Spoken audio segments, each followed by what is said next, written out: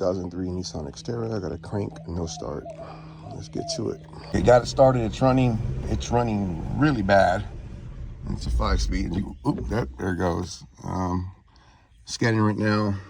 So turn it back on, see what we find. So got it to smooth out now using the manual control and the idle air control valve.